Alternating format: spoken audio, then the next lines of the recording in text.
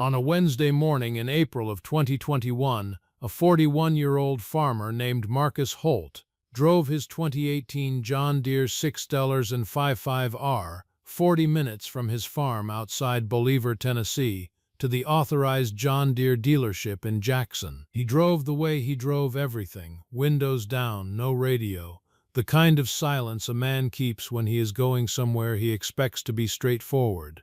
It was not straightforward. Marcus had called ahead, scheduled a service appointment for a recurring hydraulic issue that had been intermittent through the spring planting season. The service advisor on the phone had been friendly, told him to come in Thursday morning. They'd take a look, probably covered under his extended warranty. Marcus came in Wednesday instead. He had a habit of arriving early for things that mattered. The service department was busy.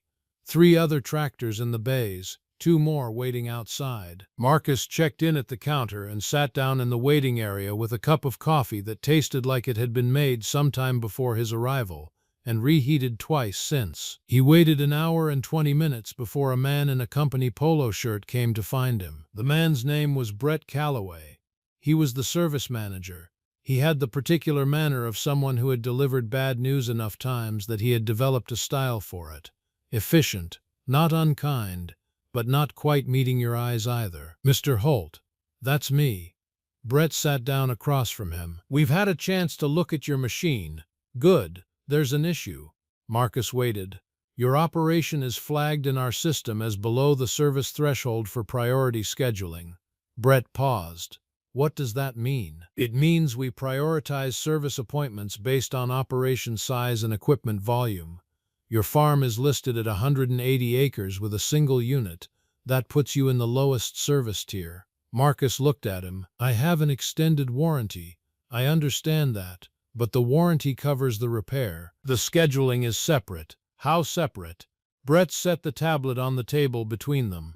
"We're booking priority accounts 4 to 6 weeks out. Non-priority accounts are looking at 12 to 14 weeks for non-emergency service." Marcus was quiet for a moment. "My planting window opens in 3 weeks. I understand, and this hydraulic issue is affecting my ability to plant." "I understand that too. Then you understand that 12 to 14 weeks is not a solution." Brett's expression stayed the same. "Mr. Holt, I'm sorry, but the system is the system. We have to prioritize our largest accounts. You have 180 acres and 1 machine. Our priority customers are running 5,000 acres and 15 units. We can't treat every account the same." Marcus looked at the man across the table from him. He was not angry. He was something colder than angry. He was clear. "Let me make sure I understand what you're telling me. I have a valid extended warranty on a machine I bought from this dealership. The machine has a covered defect, and you're telling me that because my farm is small, I have to wait 3 months to have a covered warranty repair completed." "That's essentially correct." Marcus stood up. He picked up his coffee cup, carried it to the trash, set it down. He picked up his keys from the table. He walked to the counter and asked for a copy of his service record and the written documentation of the scheduling decision. The woman at the counter looked uncertain. "I'll have to check with Brett on that." Brett had followed him to the counter. "Mr. Holt, I don't think we need to." "I'd like the documentation," Marcus said, "in writing. Whatever your policy is that puts my farm in the lowest service tier, I'd like to have that in writing before I leave." Brett looked at him for a long moment. Then he said they'd mail it to him. Marcus nodded. He walked out to his 6.55R, climbed in, and drove 40 minutes home with the windows down. His planting window was 3 weeks away. His hydraulic system was intermittent, and the dealership that had sold him the machine and the warranty that was supposed to cover it had just told him he wasn't big enough to matter. He drove past his fields on the way home. 180 acres, not 5,000. His. He pulled into his barn and sat in the cab for a while without moving. Then he called his neighbor Carl Briggs. "Let me tell you about Marcus Holt before we go any further, because the way this story ends only makes sense if you understand where it began." Marcus was born in 1980, the only son of Thomas and Ruth Holt. Thomas had farmed the same 180 acres outside Bolivar his entire life. Not a large operation by modern standards. Never had been, But Thomas had farmed it the way his father had farmed it, carefully. Without debt he couldn't manage, replacing equipment when he had to and maintaining it until he did. Marcus had grown up working that ground. He knew every low spot, every corner that held water, every section that needed different treatment than the rest. He'd taken over from his father in 2015 when Thomas's arthritis had made the heavy work too difficult. He'd kept the same approach, same 180 acres, same philosophy. Pay cash when you can, borrow only what you can cover in a single bad year, own what you operate. He had bought the 615.5FR in 2018. It was the most expensive piece of equipment he'd ever purchased. He'd saved for 3 years. He'd bought the extended warranty because his father had taught him that with a machine this size, the warranty cost less than the first major repair you didn't expect. He had maintained that tractor as carefully as he maintained everything. Oil changes on schedule, filters on schedule, every service interval documented in a binder in his office. Not because anyone required it, but because that was how Thomas Holt had done things, and Marcus had never found a reason to do them differently. The hydraulic issue had appeared in February, intermittent, a slight hesitation in the response when he made certain demands on the system. Not critical yet, but the kind of thing that became critical if you ignored it long enough. He had not ignored it. He had called the dealership in March and scheduled the April appointment, and the dealership had told him he wasn't worth their time. Not in those words, but in those words. Thomas Holt had told Marcus something when he handed over the farm in 2015. He'd said it the way he said most important things, quietly, without preamble, while they were doing something else entirely. They had been checking fence line on the east boundary, the kind of work that fills your hands and frees your mind. Thomas had stopped walking and looked at the field and said, "Marcus, the size of a thing is not the same as its worth." Marcus had known his father meant the farm, the 180 acres that his grandfather had broken and that his father had tended for 40 years without ever growing it larger, not because he couldn't, but because he understood that larger and better were not the same direction. He had kept that sentence, not written down, just held. When Brett Calloway had told him that 180 acres with one machine was the lowest service tier, Marcus had felt something clarify inside him, not anger, something more deliberate than anger. The size of a thing is not the same as its worth. He had walked out of that dealership knowing he was going to do something about it. He didn't know yet exactly what, but the knowing was there, settled and certain, the way his father's most important lessons had always settled in him, not loudly, just permanently. Carl Briggs farmed 400 acres on Marcus's north fence line. He was 58 years old and had known Marcus since Marcus was old enough to drive a tractor. He picked up on the second ring. Marcus told him what had happened. Carl listened without interrupting, the way men listen when the subject is serious and the person telling it doesn't need commentary, just a witness. When Marcus finished, Carl was quiet for a moment. Then he said, "You got that in writing? Working on it. What are you going to do?" Marcus had been thinking about this on the drive home. He had a planting window in 3 weeks. He had a hydraulic system that was intermittent. He had an extended warranty that covered the repair, and he had a dealership that had told him his farm was too small to service on schedule. He said, "I'm going to fix it myself first. Get through planting. Then I'm going to figure out what I'm actually owed." Carl thought about that. What kind of figure out? The kind that takes a while. Marcus paused. "You know anyone else who's had trouble with that dealership?" Carl was quiet. A different kind of quiet. The kind that means yes. "A few," Carl said. "Who?" Carl made some calls. Let me pause here and tell you something about that conversation, because the thing Carl said next is the thing that made everything else possible. Carl called back 40 minutes later. He had spoken to 2 farmers. Both had similar stories. Scheduling delays on warranty work. One had waited 11 weeks for a covered repair during planting season. The other had been told his single machine operation didn't qualify for the loaner equipment program during a service visit, which meant he'd been without his primary tractor for 3 weeks during corn planting. Both had accepted it. Both had moved on. Both had quietly started doing more of their own maintenance rather than rely on a dealership that had made clear where their accounts stood. Carl said, "Marcus, there's something you should know about this. These men didn't complain to anyone. Not the dealership, not the state agriculture board, not anyone. They just adjusted their behavior and kept going." Marcus said, "Why?" Carl thought about it. Because they figured complaining wouldn't change anything. Because a small farmer going up against a dealership feels like a losing proposition before you start.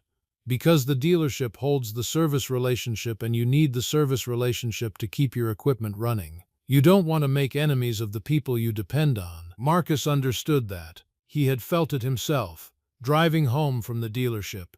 The specific calculation of a person who is dependent on a system that has just treated them badly. The question of whether fighting it was worth the risk of making it worse. He thought about his father's 180 acres, about 40 years of careful farming without enemies and without debt, and without the kind of conflict that complicated relationships and made simple things harder. Thomas Holt had chosen his battles deliberately and had avoided the ones that cost more than they returned. But Marcus also thought about what Thomas had said about the size of a thing and its worth. And he thought that a warranty was a contract, and a contract was a promise, and a promise broken by a company with a tier system was not the same as bad luck or bad weather. It was a choice, made by someone, and choices had the specific quality of being available to challenge in a way that bad luck and bad weather were not. He said to Carl, "I'm not going to complain, I'm going to document. There's a difference." Carl said, "What's the difference?" "Complaining is asking someone to be different. Documenting is building the case that they were wrong." Marcus paused. "I'm going to build the case. Let me tell you about the next 3 weeks, because those 3 weeks are where everything was built that mattered later." Marcus fixed the hydraulic issue himself. Not permanently. He didn't have the parts for a permanent fix, and he knew the repair was beyond what he could do without the right components. But he had enough mechanical knowledge and enough patience to stabilize the system for planting season. He bled the lines, replaced a fitting that he suspected was contributing to the pressure drop, adjusted the relief valve within the range the service manual specified. It held. Not perfectly, but well enough to plant. He planted his 180 acres in 18 days, long days starting before the sun was fully up and ending after it was gone. The hydraulic system held through all of it. During those 18 days, in the evenings, he made calls. Carl had given him 4 names, farmers in the region who had dealt with the same dealership and had similar experiences, not the same experience, not exactly, but variations on a theme. Small accounts told to wait longer than warranty obligations required. Service calls deprioritized. Repair estimates that seemed inconsistent with the documented work. The particular treatment that an operation receives when the people serving it have decided that it is not worth their full attention. Marcus called all 4. Each call was the same structure. He introduced himself. He explained what had happened to him. Then he asked one question. "Did you get what you were owed?" 3 of them said no. Not loudly, not with anger. Just the honest accounting of men who had accepted a situation they weren't sure they could challenge. The 4th was a woman named Deborah Crane who farmed 220 acres west of Bolivar and who had not accepted the situation and had spent 6 months documenting it in a way that Marcus recognized immediately as the foundation of something real. Deborah had kept everything, every service record, every warranty claim, every written and verbal communication with the dealership going back 4 years. She had the receipts for repairs she believed should have been covered under warranty and weren't. She had the documentation of scheduling delays that had cost her planting time in ways she had calculated, conservatively, to roughly $9,000 in lost productivity over 2 seasons. She had been waiting, she told Marcus, for the right moment or the right company or both. Marcus said, "I think that might be now. Tell me what you have." Deborah talked for an hour. Marcus took notes. When the call ended, he sat at his kitchen table and looked at what he had written. He thought about Deborah's voice on the phone, the specific quality of patience in it, not resignation, something more active than resignation. The patience of a person who has decided that the right move is to wait for the right conditions rather than act before they arrive. She had been building her case alone, without knowing if anyone else was building theirs, without knowing if any of the other small farms in the region had experienced the same treatment, without knowing if there was a pattern or just a bad year and a dealership that had decided her operation wasn't worth their full attention. Marcus had given her the pattern, or rather the 5 phone calls had given them both the pattern. 4 other farmers, each carrying a version of the same story in isolation, each assuming that the problem was theirs alone, and Deborah, who had been building the most careful documentation of any of them, waiting for the company that would make the documentation mean something. He thought about what Patricia Holden had said. A policy is a different kind of case than an incident. He had 7 accounts of the same policy. 7 small farm operators told in various ways and at various times that their operation was not large enough to receive the same service as larger accounts. 7 people who had each individually accepted the situation because they didn't know there were 6 others. That was the thing about being treated as too small to matter. It worked best when each small person believed they were the only one. Marcus sat at his kitchen table until past midnight, going through his notes. Then he called an attorney. The attorney's name was Patricia Holden. She was based in Memphis and specialized in commercial contract disputes. Carl Briggs had given Marcus her name. She had handled a similar case involving a construction equipment dealer 2 years earlier and had prevailed. Marcus explained the situation in their first phone call: the scheduling tier system, the warranty coverage denial through delay, the documentation he had from Deborah Crane, the 4 other farmers who had experienced related issues. Patricia listened. When Marcus finished, she asked 3 questions. Do you have your warranty contract? Yes. Do you have written documentation of what the dealership told you about scheduling? Still working on it. Do you have records of the hydraulic issue appearing during the warranty coverage period? Every service interval and every observation I made, documented and dated. Patricia was quiet for a moment. Then she said, "The warranty contract is the key document. What you're describing is potentially a constructive denial of warranty coverage, not refusing the claim outright, but making the process so impractical that the coverage becomes functionally worthless. Courts have addressed this. It's not a settled area of law, but it's not unsettled either." Marcus said, "What do we need?" Patricia said, "The other farmers. If you have multiple accounts of the same practice, you're not describing a single bad experience, you're describing a policy, and a policy is a different kind of case than an incident." Marcus said, "I think I can get them." "Get them," Patricia said. "All of them, with documentation." He got them. It took 6 weeks. 6 weeks of phone calls and meetings at kitchen tables and farm supply stores and the parking lot of a diner in Bolivar where 3 of the farmers could get to on a weeknight without too much trouble. 6 weeks of listening to the specific way that small farm operators describe the experience of being told, in one language or another, that they are not worth the same service as larger accounts. Not always outright. That was the thing. Nobody at the dealership had ever said we don't care about small farms. They had said the system prioritizes by account size and your farm is in the lowest tier.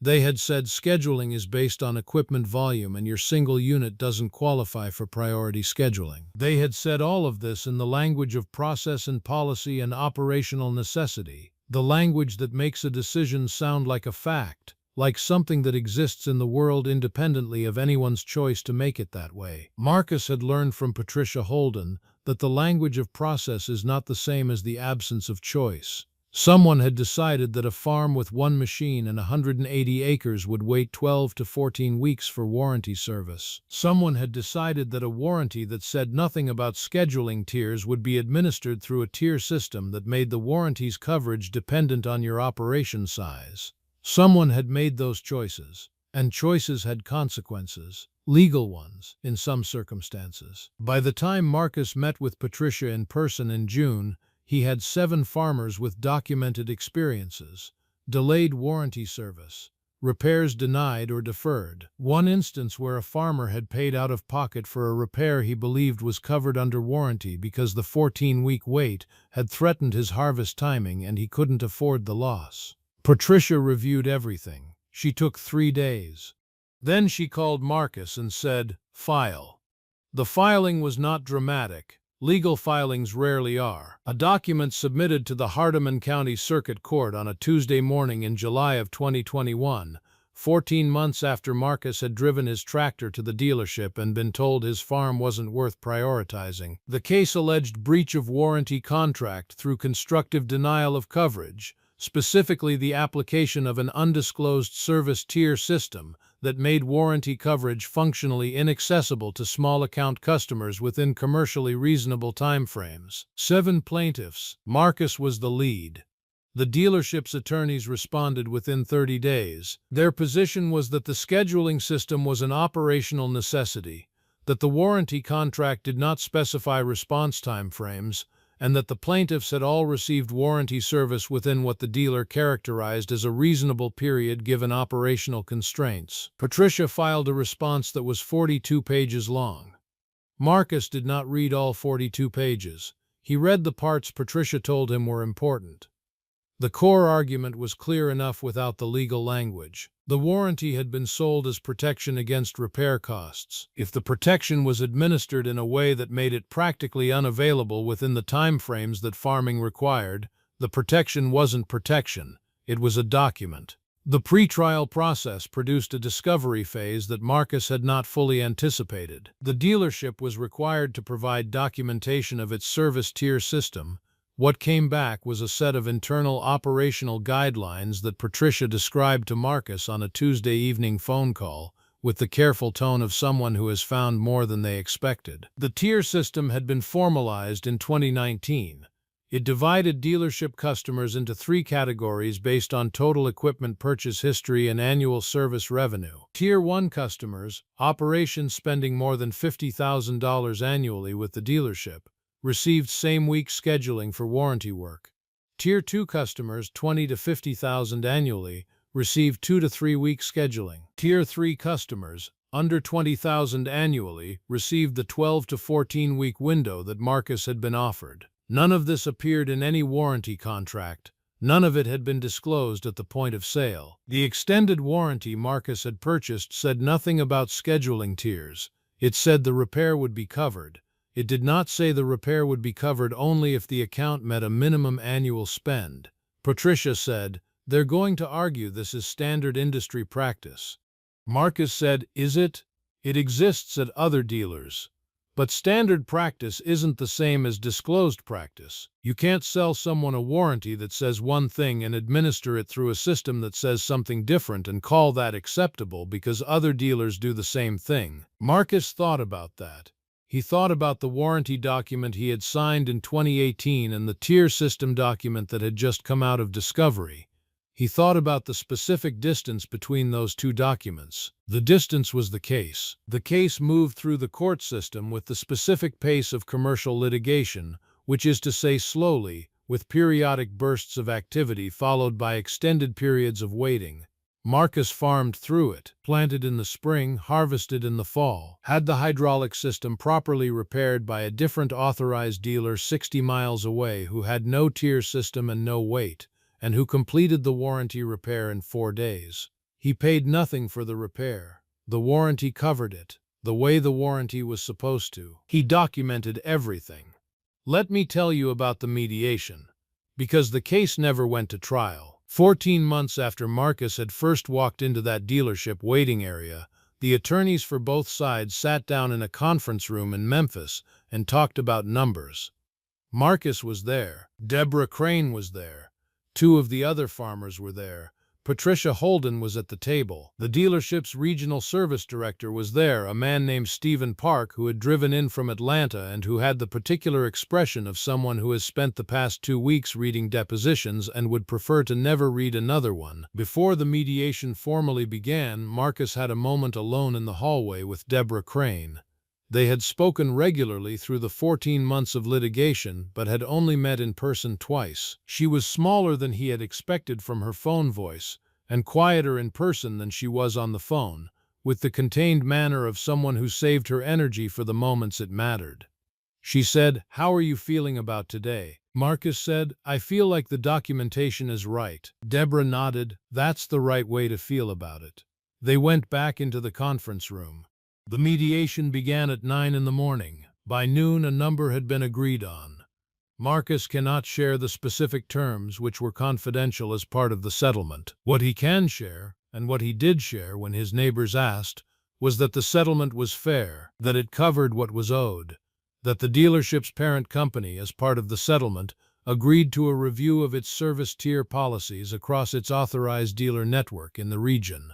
Not a public announcement, not a press release, a quiet internal review, committed to in writing, that several attorneys would be watching to ensure it happened. The thing Marcus remembered most about the mediation was not the number. It was a moment near the end, after the terms had been agreed and the formal session had ended and people were gathering their papers and standing up from the table. Deborah Crane had leaned over and said something quietly to Stephen Park. Marcus couldn't hear what she said, but he saw Stephen Park's expression change, briefly, from the professional distance he had maintained all morning, to something more human. He nodded once, and Deborah nodded back. Marcus asked her about it afterward, in the elevator going down. She said, "I told him that I hoped the review was real and not just paper, that the farmers who come after us deserve the same warranty they paid for." Marcus said, "What did he say?" "He said he hoped so too." Deborah paused. "I believed him. Whether that means anything depends on what actually happens." Marcus thought about that on the drive home. Whether things meant anything depended on what happened, not on what was said in conference rooms or written in settlement agreements or committed to in documents that attorneys would watch, on what happened. He drove past his fields. The November harvest was finished. The ground was ready for winter.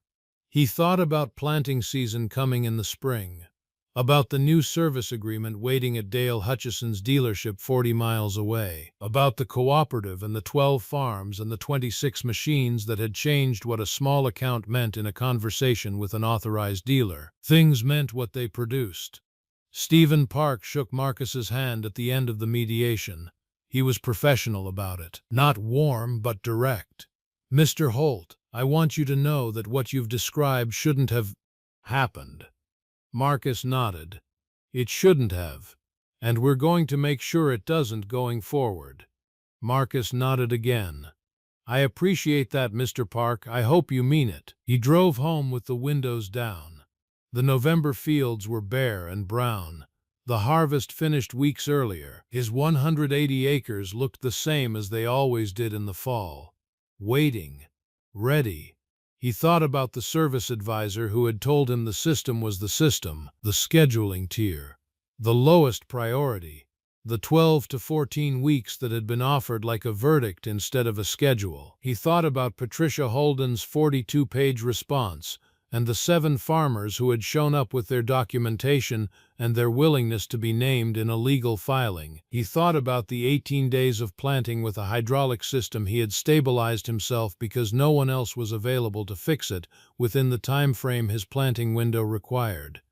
He had done all of it, from that first Wednesday morning drive to the April appointment to the Tuesday morning filing to the November stulling you had done without knowing for certain that it would work out. He had done it because the warranty said what it said and the dealership had administered it in a way that made the words on the page mean something different in practice than they meant on paper. Words on paper are supposed to mean the same thing in practice. That was the principle. Not a complicated one, not an original one, just the most basic thing that a contract between two parties is supposed to guarantee. Marcus had simply been stubborn enough to insist on it. Let me tell you what changed after the settlement. Because that is what this story is actually about, not the settlement. What came after it? Marcus had 7 farmers who had gone through 14 months of legal process together, They had sat at kitchen tables and in courthouse waiting rooms and in a Memphis conference room. They had shared documentation and strategy and the specific kind of patience that litigation requires from people who are accustomed to problems that resolve themselves seasonally with the harvest or the spring or the next rain. They had become, through the process, something more organized than they had been before. In the spring of 2023, 18 months after the settlement, Marcus and Deborah Crane and Carl Briggs and 3 other farmers in the region formed a small agricultural cooperative. Not a political organization, not an advocacy group, a practical one. A purchasing and service collective that allowed small farm operators to aggregate their equipment volume for the purpose of service agreements with authorized dealers. 180 acres and 1 machine was not a priority account. 12 farms with a combined 2,400 acres and 26 machines was a different conversation. The cooperative negotiated a service agreement with a different authorized John Deere dealer 40 miles from Bolivar. Priority scheduling, defined response time frames for warranty claims, written commitments. The kind of agreement that a large account received as a matter of course and that a small account had never been able to demand because no individual small account had enough leverage to make demands. 12 farms together had leverage, not the same leverage as a 5,000-acre operation, but enough. The dealer who signed the agreement was a man named Dale Hutchison, who had been running his dealership for 22 years. And who had a different philosophy about account size than the Jackson dealership. He told Marcus at their first meeting that he'd rather have 12 reliable small accounts than 2 large accounts who shopped his prices against 3 competitors every year. 12 families who stayed with you through the bad years and the good years were worth more than 2 operations that left when someone else offered a better financing deal. Marcus liked that. He had not expected to like the equipment dealer he ended up working with. He had expected, after everything, to maintain a professional distance from anyone in that industry. What he found instead was a man whose approach to his customers was close enough to his own approach to his farm that the professional distance seemed unnecessary. Dale Hutchison had read about the lawsuit. Small town, small industry. These things traveled. He had called Marcus before the cooperative was formally organized, not to apologize for what another dealer had done, but to say he thought Marcus had done the right thing and that he'd like to earn the cooperative's business if Marcus was willing to consider it. Marcus had considered it. Then he had given Dale the same answer he gave everything that required consideration. He had documented it, thought about it carefully, and decided based on what the documentation showed rather than what he felt about it. What the documentation showed was that Dale Hutchison's dealership had the lowest rate of scheduling complaints in the region, had maintained the same authorized service certification for 22 years without interruption, had a staff turnover rate that suggested people stayed because they were treated well. Marcus had signed the service agreement. Marcus had gotten the service he was owed through litigation. He had then built a structure so that the next farmer wouldn't have to. Carl Briggs, who had made the first calls 18 months earlier, said at the cooperative's first annual meeting that he had never seen anyone turn a problem into a solution the way Marcus had. Marcus said he hadn't solved anything. He had just followed the problem back to where it started and addressed it there. Carl said that was what solving a problem meant. Marcus thought about that. He thought about Brett Calloway telling him the system was the system. He thought about 7 farmers sitting in a Memphis conference room with documented evidence of a policy that had treated them as too small to matter. He thought about the cooperative's 12 farms and 26 machines and the service agreement with the response time commitments written in plain language. He thought about his father checking fence line on the east boundary and saying, "The size of a thing is not the same as its worth." Thomas Holt had been talking about the farm, 180 acres, modest by every measure the industry used to define success, too small to matter to a dealership that prioritized by volume, too small to justify priority scheduling, too small, in the estimation of the system, to deserve the same warranty coverage as a larger account, too small, except it wasn't. It was worth exactly what it had always been worth. what Thomas Holt had farmed carefully for 40 years, what Marcus had taken over and maintained and continued, what had produced through one bad spring with an intermittent hydraulic system and a dealership that wouldn't fix it on schedule, something that 180 acres had no business producing.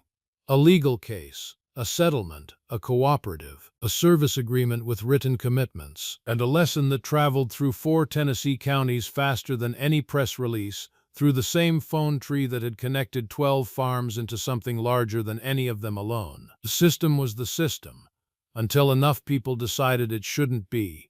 That was all it had taken. A warranty, a document, a phone call, and 18 months of not accepting a verdict that wasn't final. His farm wasn't worth servicing, the rep had said. He had proven them wrong. Not loudly.